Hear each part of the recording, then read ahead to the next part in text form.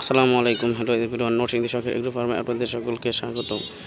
তো আমরা আছি এখন আমাদের পাখির ঘরে। আমি পূর্বে এই ঘরে পাখি পালন করছিলাম, তো এখন আবার নতুন করে পাখি পালন করতে চাচ্ছি, তাই এই ঘরটা আবার নতুন করে সেট আপ দিব। ইনশাল্লাহ আপনারা সাথে থাকবেন, দেখবেন। আমি আগে 100 কোয়েল পাখি পালন করছিলাম শুধু দেখার জন্য। যে অনেকেই তো বলে যে পাখি পালন করা যায় না, পাখি পালন করা যায় না, পাখি পালন করতে গেলে মারা যায়। আর আমিও ভয় পাইছি, ভয় পেয়ে পালন করছি 100 পাখি, কিন্তু আলহামদুলিল্লাহ খুব সুন্দরভাবে ভালোভাবে পালন করতে পারছি। আমার পাখিগুলো মাশাআল্লাহ ডিমে পারছিল খুব ভালো। আর আমি প্রায় 5 মাসের মতো পালন করছিলাম পাখি, সহজে নষ্ট হয়নি পাখিগুলো। আর আমি আগেও পাখি পালন করার সময় কবুতরের একটা খাঁচা ছিল, এই কবুতরের খাঁচাটাকে আমি কোয়েল পাখি থাকা যায় এমনভাবে তৈরি করছিলাম এই প্লাস্টিক নেট দিয়ে। তো এখন আবার আরেকটা খাঁচা কিনছি আমি এই কবুতরের খাঁচা, এই কবুতরের খাঁচাটাকে আবার প্লাস্টিক নেট বিছাইতেছি, যে প্লাস্টিক নেট দিয়ে আবার পাখি বেশি করে পালন করব। তাই আমি যদি কোয়েল পাখির খাঁচা কিনতে যাই তাহলে অনেক টাকা খরচ হবে আমার। মিনিমাম তো 10 থেকে 12 হাজার টাকা লাগবে সেকেন্ড হ্যান্ড খাঁচা। তো এত দাম দিয়ে খাঁচা কিনে যদি পাখি ঠিকঠাক মতো পালন না করতে পারে তাহলে তো আর লসের পার থাকবে না, বা এই মনটাও ভেঙে যাবে।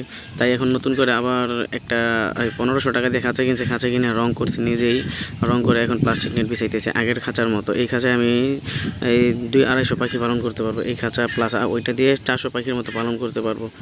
তাই এভাবেই শুরু করি, আগে দেখা যাক কী হয়। আর প্লাস্টিক নেটগুলো মাশাআল্লাহ বেশ পোক্তা, বেশ মজবুত। তো খাঁচাটা কেনার সময় আগে হালকা ছিল, এখন রং করার পরে বেশ মজবুত হয়েছে খাঁচাটা। তো দেখি কতটুকু কী করতে পারি। আমি খুব ভালোভাবে সুন্দরভাবে সেট আপ দেবো খাঁচাটা, আরও সেট আপ দেওয়ার বাকি আছে অনেক কিছুই। আর এই ঘরটাও খুব সুন্দরভাবে সেট আপ দিতে হবে, ঘরটাও পুরো অপরিষ্কার হয়ে আছে। আর পাখির ঘরটা আমি আগের বার যখন পাখি পালন করছিলাম তখন এই ঘরটা আর ভালোভাবে পরিষ্কার করা হয়নি, তো এখন আবার ভালোভাবে পরিষ্কার করতে হবে। আর নতুন পাখি হোক, যে কোনো কিছুই হোক, একটা নতুন ঘরে উঠাইতে গেলে খুব ভালোভাবে পরিষ্কার করতে হয়, জীবাণুমুক্তকরণ করতে হয়। তো এখন আবার নতুন করে সব কিছু করতে হবে। আর আগের যে খাঁচাটাতে পালন করছিলাম ওই খাঁচাটা তেমন একটা সুবিধাজনক না এখন, তো ওই খাঁচাটা আবার নতুন করে ঠিকঠাক করতে হবে। আর এই খাঁচার কাজ এখনও পুরোপুরি সম্পূর্ণ হয়নি, আরও কাজ বাকি আছে। তো আপনারা দেখতে থাকবেন ইনশাল্লাহ। আর পুরোপুরি সেট আপ হয়ে গেলে পুরো একটা ভিডিও দেওয়ার চেষ্টা করবো ইনশাল্লাহ। খাঁচার মেঝেতে নেট বিছানোর কাজ প্রায় শেষ, আরও কিছু কাজ বাকি আছে। পাখি যেন ভিতরে থেকে মাথা বাইরে দিয়ে খাবার খেতে পারে সেই জন্য একটা পাইপ কিনে আনছি। এই পাইপটা হচ্ছে 3 ইঞ্চি মোটা, 14 ফুট লম্বা। তো প্রত্যেক খাঁচার প্রতি তলাতে যতটুকু দরকার পাইপ এই শেপে কেটে রাখছি।